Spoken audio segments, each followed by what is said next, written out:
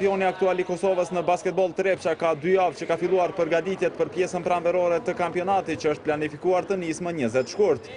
Gjatë pushimit dimror, zëhetarët nuk qëndruan duar kryq dhe bën disa ndryshime në mënyrë që të përmirësojnë dobësitë të cilat i patën në pjesën vjeshtore, ku regjistruan 7 fitore dhe 7 humbje, ndërsa nuk fitoi asnjë nga 6 derbit ndaj Prishtinës, PS dhe Bashkimit.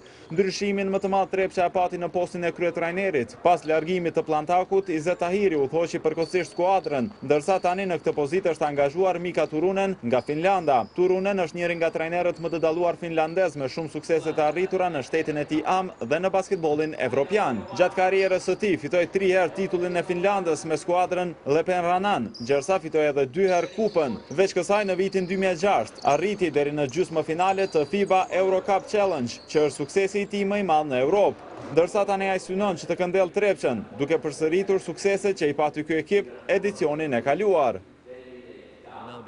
Tani që jam këtu di më shumë për basketbolin e Kosovës, ndërsa para se të vija këtu, po ashtu jam informuar pak a shumë dhe mund të them se basketbolli juaj ka një nivel të mirë. Synimi jonë është që të fitojmë përsëri titullin dhe kupën. Për këtë ne jemi duke u servitur 2 herë në ditë, përveç të dielave që e kemi pushim. Pra ne jemi duke punuar shumë fort. Përshtypjet e para për këtë skuadër janë shumë pozitive. Është një skuadër e re me perspektivë dhe që ka dëshirë të punojë. I kam gjetur jo mirë të përgatitur fizikisht dhe pa disiplinë në lojë. Mirë po, këto mangësi tani jemi duke i përmirësuar dita ditës dhe mund të them se lojtarët më kanë pranuar shumë mirë. Metodat e mia të punës mundësojnë që gjithnjë lojtare të jenë në formë të mirë fizike dhe stërvitjet me mua gjithnjë janë më të vështira se sa loja. Deri më tani kam shikuar 10 ndeshje të gjiruara dhe kam informacione të mjaftueshme për ekipet kundërshtare. Mund të them se ne jemi gati të përballemi me Pejen, Prishtinën dhe të gjitha ekipet tjera, pra nuk ja kemi frikën asnjërës. Në secilën ndeshje do t'japim gjithçka. Sa i përket tifozëve, di që turcitat e Trepçës janë ndër më të mirët në Europë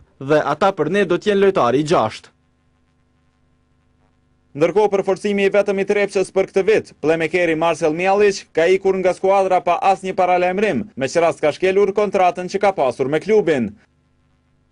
Fatkeqësisht Mjalići ka shkruar sot pa kurfar lajmi, ka obligime ndaj Trepçës, ka obligime morale, ka obligime financiare, është pagu bileta të aeroplanit, pagu shpenzime ndryshme për ta. Ka shku pa kurfar lajmi, jemi shumë të shprum për shkak se federata, mos par federata basketbollit të Kosovës do të punoj diçka këtë aspekt me mbrojtje klubit në kësaj raste të tilla, se po na kushton me shpenzime. Po s'kem çfarë, puna vazhdon, do të shyrojmë në playmaker tjetër, që më zamë Mjalić. Treshja lidere e Trepçës në vjesht ishin Drilon Hajrizi, Gazmend Aslani dhe Besnik Azemi, të cilët janë optimist për pjesën e mbetur të kampionatit, ku synojnë fillimisht pozitë sa më të lartë në tabel e më pas mbrojtjen e trofeve. Po, unë jam i bindur që kemi po ngritje në ngritje tabelore, kemi ekip shumë mirë që shpresoj shumë që kemi arrit me mbulu ato lëshime që kemi bërë gjatë pjesës sport kampionatit. Përgatitjet janë të shku shumë mirë. Trajneri ka sjellë verësie këtë për të mirë, këtë po mendoj. Po trajneri është më shumë komunikativ, më shumë i lidhur me lojtarët, që është më e mirë për ekipin. Po mendoj treningat janë shumë aktiv, nuk kena kur pushim. Çfarë është rresia të kjo? Vitje për lojë, hala se kena po. Mendoj se kena shumë kapacitet. Si vjet kena përforcime shumë të mira. Edhe lëndime s'ka për momentin lojtarëve.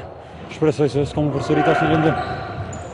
Nga ana tjetër, 2 shtyllat amerikane, Dennis Mims dhe Ronald Kinney, në duelet e deritanishme ende nuk kanë treguar formën e tyre më të mirë, dhe këtë pritet ta shfaqin tani në drejtimin e finlandezit, i cili pritet të sjellë freski.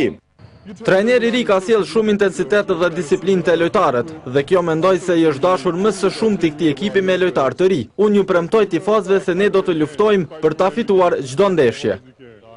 Synimet tona janë që të përmirësohemi si skuadër. Tani trajneri është duke punuar shumë që të përmirësohemi në mbrojtje dhe sulm, dhe kështu së bashku duke luajtur, mendoj se do përmirësohemi. Mendoj se do ta fitojmë titullin përsëri, pasi tani kemi gjithçka që nevojitet. Po punojmë 2 herë në ditë dhe jemi duke bërë po ashtu punë të madhe në fitness. Pika jonë më e fortë do të jetë mbrojtja dhe dyshja 7 gjatë Mims Hajrizi.